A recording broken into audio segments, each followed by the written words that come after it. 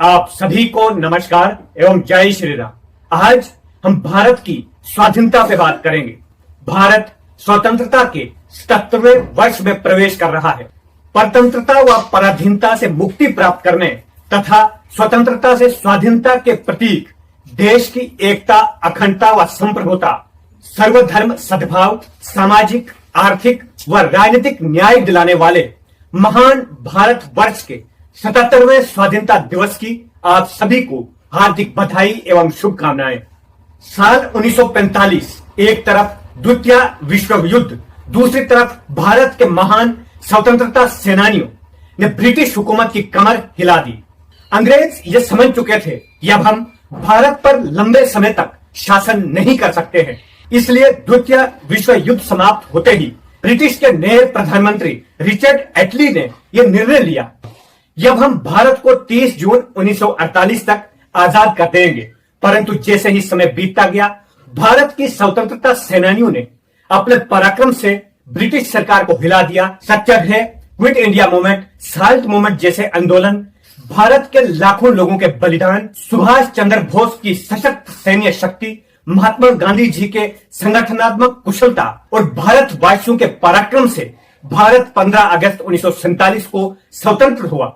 हम सबको यह विदित होना चाहिए कि 15 अगस्त 1947 के लिए भारत की स्वाधीनता का दिन नियुक्त हुआ, परंतु भारत का पहला स्वतंत्रता समारोह 15 अगस्त को नहीं मनाया गया, बल्कि 14 और 15 अगस्त की रात्रि को यह दिन मनाया गया। इसका कारण यह था कि 15 अगस्त का दिन भारत के वरिष्ठ ज्योतिषों के अनुसार ग्रह नक्षत्रों के लिए शुभ नहीं था। इसलिए 14 और 15 अगस्त की रात्रि को ही स्वाधीनता समारोह आयोजित किया गया।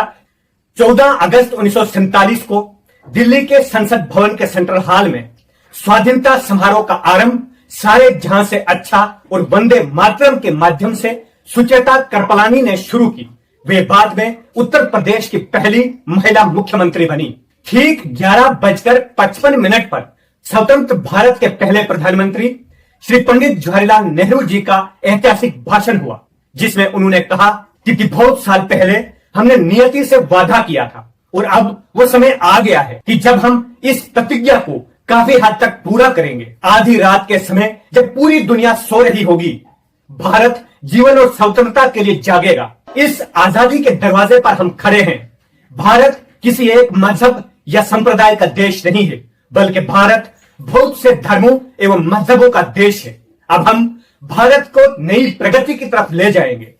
पंडित नेहरू जी के भाषण के बाद सेंट्रल हॉल में चारों तरफ शंखनाद की गूंज सुनाई देती थी। वहां उपस्थित लोगों में खुशी और भावुकता के आंसू बह रहे थे। इसके बाद स्वतंत्रता संग्राम में स्वतंत्रता सेनानियों के बलिदान होने वाले लोगों के लिए 2 मिनट का मौन रखा गया।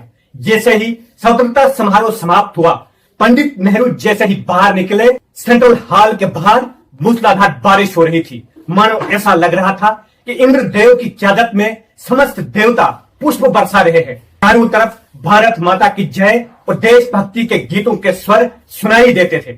चारों तरफ अनजान लोग गले लग रहे थे। ऐसा लग रहा था कि प्रेम और भक्ति के भाव में समस्त दुनिया बह चुकी है। एक तरफ स्वतंत्रता की खुशी तो दूसरी तरफ बंटवारे की आग जल रही थी। मोहम्मद अली जिन्ना ने यह जिद पहले ही शुरू कर दी थी कि उसे मुस्लिमों के लिए अलग देश चाहिए। इसी कारण मुस्लिम देश पाकिस्तान बना।